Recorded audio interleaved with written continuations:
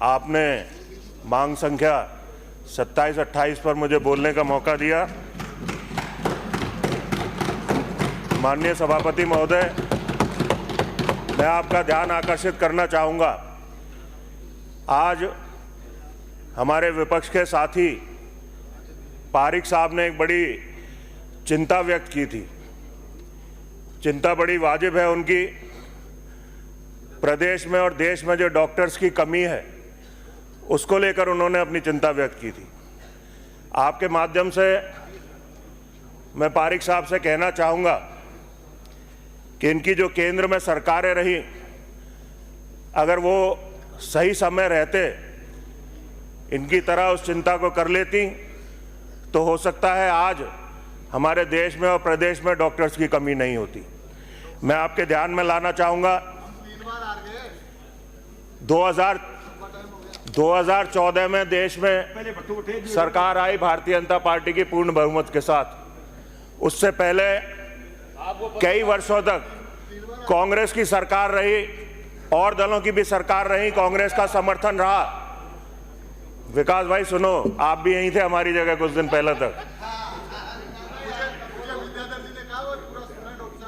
विद्याधर जी का मैंने सुना था पूरा, चिंता मत करो।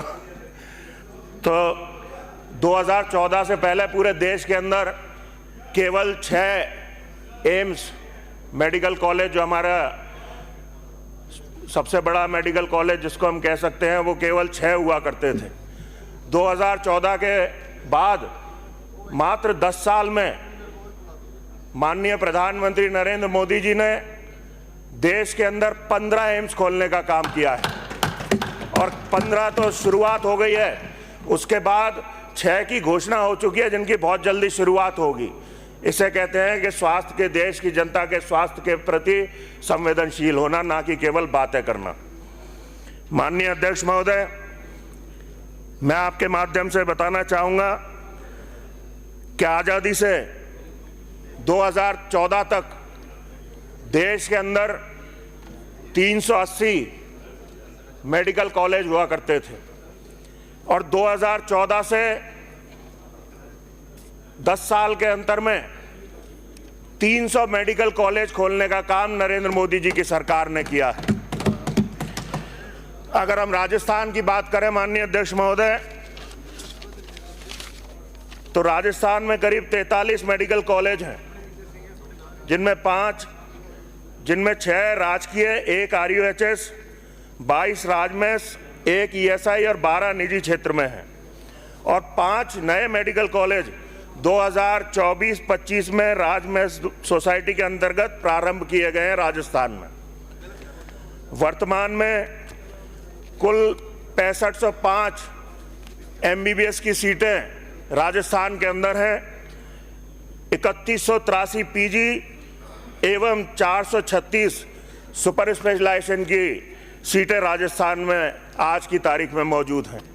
माननीय सभापति महोदय, मैं आपके माध्यम से ये कहना चाहूँगा कि डॉक्टर्स की राजस्थान में कमी ज़रूर है, लेकिन जैसा आज एक हमारे माननीय सदस्य खबर दिखा रहे थे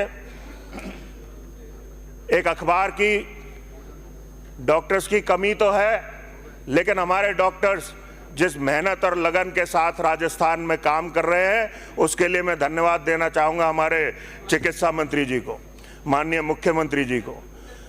सभापति महोदय, मैं आपके ध्यान में लाना चाहूँगा कि पिछली कांग्रेस सरकार ने अपने कार्यकाल के दौरान चिकित्सा शिक्षा विभाग में कुल 128 बजट घोषणाएं की।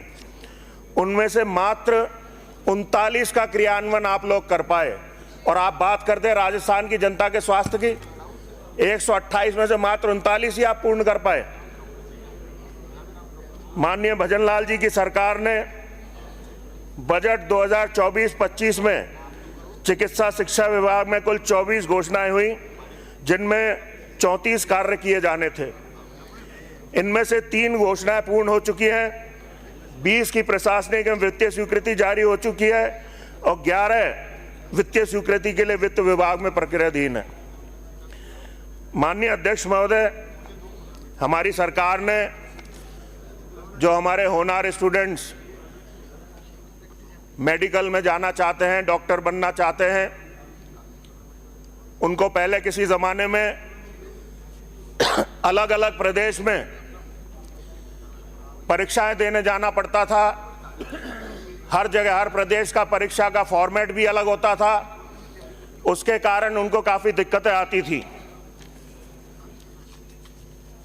हमारी सरकार ने पूरे देश में एक कॉमन एंट्रेंस टेस्ट, जिसको हम नीट के नाम से जानते हैं, मेडिकल एंट्रेंस के लिए एक प्रणाली चालू की।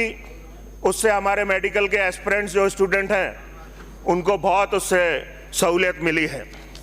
माननीय अध्यक्ष महोदय, अभी कुछ देर पहले हमारे विपक्ष के साथी कह रहे थे, हमारी सरकार पर आरोप लगा रहे थे कि आपने नाम बदलने का काम किया है। मैं आपको बताना चाहूँगा दोस्तों, हमारी भारतीय जनता पार्टी की सरकार, माननीय वसुंधरा जी की सरकार ने राजस्थान के अंदर एक योजना शुरू करी, भामाशाह राज्य स्वास्थ्य बीमा योजना, और उसके तहत लाखों राजस्थानियों ने स्वास्थ्य लाभ लिया।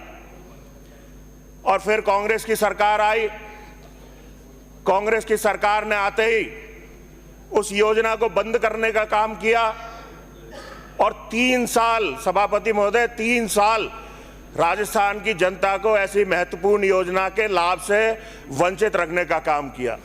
और 3 साल बाद उसी का नाम परिवर्तन करके चिरंजीवी योजना करके राजस्थान में लागू कर दिया। और ये कहते हैं कि हमने उस योजना को बंद किया। मैं आपको बताना चाहता हूं कि हमने उस योजना को बंद नहीं किया। उस योजना में हमारे माननीय मुख्यमंत्री जी ने उसको सुधार किया है, उसमें काफ़ी और चीज़ें जोड़कर उसको मुख्यमंत्री आयुष्मान आरोग्य योजना के नाम से राजस्थान में आज संचालित है। और उसमें सबसे बड़ी बात यह है सभापति महोदय कि हमारे राजस्थान के जो लोग दूसरे राज्यों में रह रहे हैं, चाहे वो नौकरी कर रहे हैं या कोई और अपना काम कर रहे हैं, अगर उनको ज़रूरत पड़ती है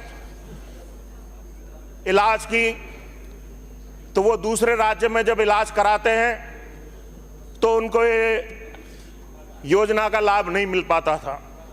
हमारे माननीय मुख्यमंत्री जी ने मुख्यमंत्री आयुष्मान आरोग्य योजना में आउटबाउंड पोर्टेबिलिटी की फैसिलिटी देकर जो राजस्थान के लोग हैं वो अगर किसी दूसरे प्रदेश में जाके इलाज करते हैं तो उनका भी पैसा राजस्थान की सरकार उनका खर्च करेगी। माननीय अध्यक्ष महोदय, वर्तमान में हमारी भजनलाल सरकार ने प्रदेश में गंभीर और असाध्य बीमारी, जिसको हम टर्शरी केयर भी बोलते हैं, उस टर्शरी केयर के लिए 1300 करोड़ रुपए की इस बजट के अंदर घोषणा की है। उसके लिए मैं मुख्यमंत्री जी का बहुत बहुत धन्यवाद देता हूं। माननीय अध्यक्ष महोदय, सवाई मानसिंह अस्पताल जयपुर का एक ऐसा नामी अस्पताल है जो राजस्थान ही नहीं, हमारे पड़ोसी राज्य, चाहे वो हरियाणा हो, उत्तर प्रदेश हो या मध्य प्रदेश हो, सब जगह के लोग SMS हॉस्पिटल में इलाज के लिए आते हैं। हमारी सरकार SMS हॉस्पिटल में बढ़ती भीड़ को देखते हुए IPD टावर सहित भवन उन्नयन बीच में बैठो